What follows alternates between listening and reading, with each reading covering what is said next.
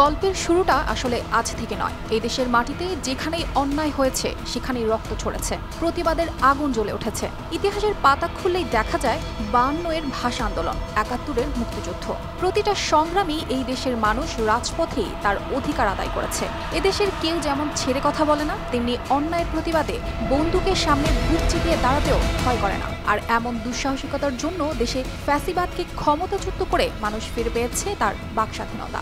আর এসবের প্রকৃত উত্তরাধিকারী এদেশের তরুণ ছাত্র সমাজ, যারা 2024 সালে আবারও রাজপথে নেমে আসে তাদের অধিকার প্রতিষ্ঠার জন্য। এসবের সূত্রপাত কি তা জানতে একটু পূর্বের ইতিহাস থেকে বর্তমান ছাত্র জনতার অর্জনের সেই কঠিন লড়াইয়ে চোখ বুলানো যাক। সবকিছু শুরু হয়েছিল 2018 সালের মার্চে। তখনকার শিক্ষার্থী এবং চাকরি প্রত্যাশীরা কোটা সংস্কারের দাবিতে রাস্তায় নামেন। সরকারি চাকরি নিয়োগে 56% কোটা নিয়ে তাদের আপত্তি ছিল, যেখানে 30%ই মুক্তিযোদ্ধাদের জন্য সংরক্ষিত।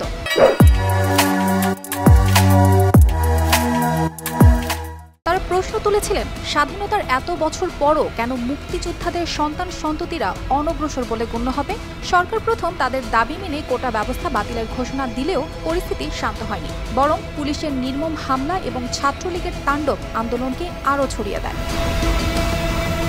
সেই আন্দোলনের পর 6 বছর কেটে গেছে। 2024 সালের জুন মাসে ঢাকা বিশ্ববিদ্যালয়ের শিক্ষার্থীরা আবারও রাজপথে নেমে আসে। এবার তাদের ব্যানার ছিল বৈষম্য বিরোধী ছাত্র আন্দোলন। তারা শুধু কোটা সংস্কারের দাবি নিয়ে নয়, বরং পুরো শিক্ষা ব্যবস্থা এবং সামাজিক অব্যবস্থাপনার বিরুদ্ধে আওয়াজ তুলেছিল। এই আন্দোলন এতটাই ব্যাপক আকার ধারণ করে যে 6 জুলাই শিক্ষার্থীরা বাংলা ব্লকের কর্মসূচির ডাক দেয়। সারা দেশে রাজপথ স্থবির হয়ে পড়ে, যেন দেশের হৃদস্পন্দন থেমে গেছে। এরপর আসে 14 জুলাই, যে দিনটা হয়ে উঠেছিল শেখ হাসিনার জন্য কালো রাত। সেই দিন সন্ধ্যায় এক সাংবাদিকের প্রশ্নের উত্তরে শেখ হাসিনা আন্দোলনকারীদের রাজাকার বলে তুলনা করেন। কি রাজাকারের নাতিপুতিরা পাবে?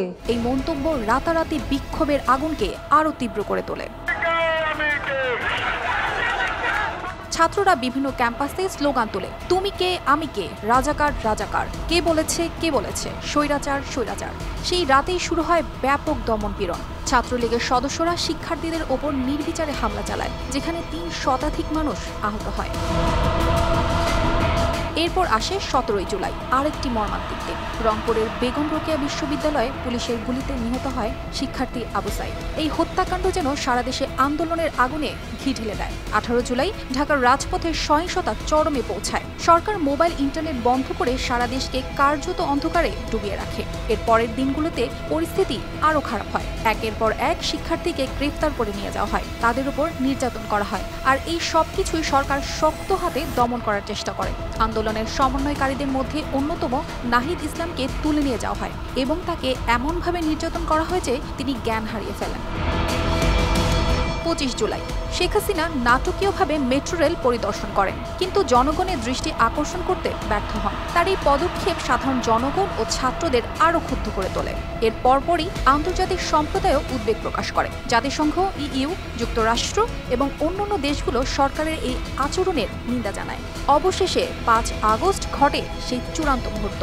শেখ হাসিনা পদত্যাগের ঘোষণা দেন এবং দেশ ছাড়েন। গণভবন দখলে নেয় ছাত্র জনতা। পতন ঘটে দীর্ঘ 15 বছরের ফ্যাসিবাদের। ছাত্র জনতার দাবির ভিত্তিতে ডক্টর ইউনূসকে প্রধান করে ঘোষণা দেওয়া হয় অন্তর্বর্তীকালীন সরকারের। সেই সরকার দেশের শান্তি এবং স্থিতিশীলতা ফিরিয়ে আনার দায়িত্ব নেয় এবং দেশের মানুষ নেমে আসে রাজপথে। মন খুলে কথা বলেন সামাজিক যোগাযোগ থেকে শুরু করে সব মাধ্যমে। অর্পিতা জাহান, RTV।